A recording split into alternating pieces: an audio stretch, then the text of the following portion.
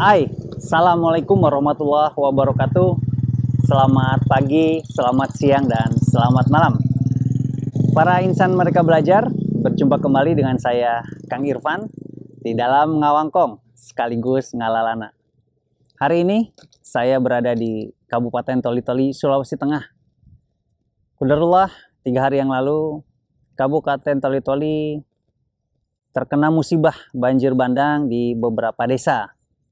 Tepatnya di ruas jalan nasional antara Toli-Toli sampai dengan Buol. Cukup banyak dampak yang terjadi.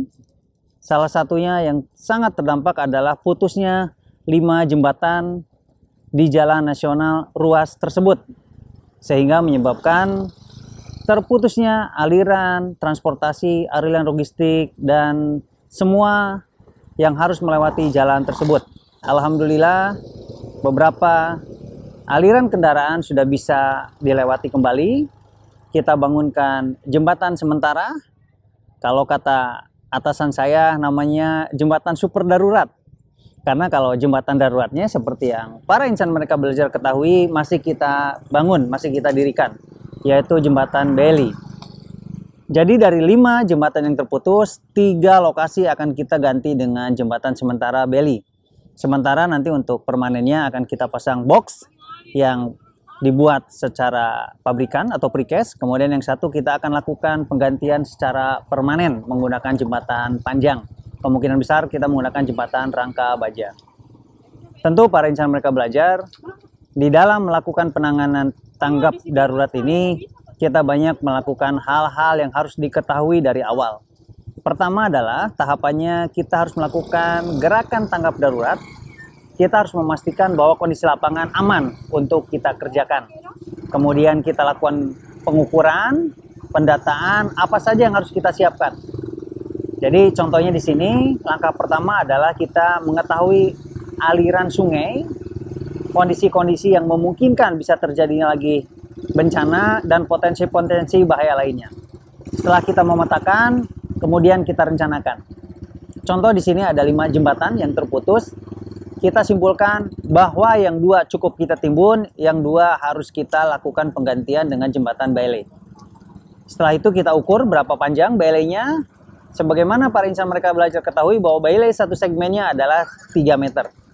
Sehingga contoh di sini, di jembatan Aung, namanya di Toli-Toli, ada panjangnya 15 meter. Sehingga kita memerlukan 5 segmen Bailey. Karena kita tidak akan menggunakan pier, kita menggunakan Bailey yang double panel. Nah, untuk mendatangkan ini tentu didatangkan dari gudang terdekat. Kebetulan gudang terdekat dari Toli-Toli ini adalah di Palu. Nah, kondisinya cukup menarik, banyak sekali tantangan yang harus dilalui. Salah satunya adalah jarak tempuh yang lebih dari 400 km dengan jalan berbukit dan sempit, menyebabkan aliran logistik Bailey ini cukup lama. Kita harus menggunakan waktu sekitar 24 jam untuk mengirimkan Bailey ini dan perlengkapannya. Kemudian kondisi bahan bakar yang terbatas juga menyebabkan kita sedikit terjadi kelambatan pengiriman. Tapi alhamdulillah di hari kedua semua komponen sudah hadir, sudah datang di lokasi dan sekarang sedang disiapkan. Langkah-langkah pembuatan Bailey cukup sederhana. Bisa ditemukan berbagai manual dan berbagai video YouTube juga tentang pemasangan Bailey. Para insan Merdeka Belajar silakan pelajari. Dan ini sangat bermanfaat untuk para insan Merdeka Belajar yang ingin mengetahui bagaimana pembuatan jembatan Bailey.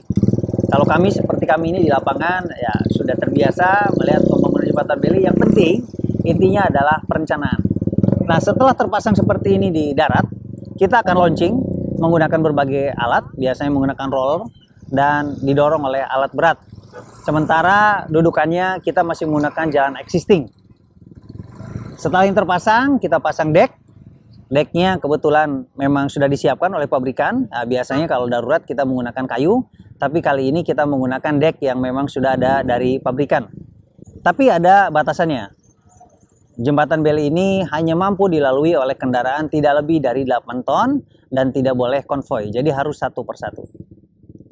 Apapun kondisinya, dengan keterbatasan jembatan Bailey ini, tentunya kita mengharapkan segera terbangun dan aliran transportasi serta logistik dari kota Toli-Toli ke kota Buol dapat tercapai kembali dan dapat terlaksana dengan baik.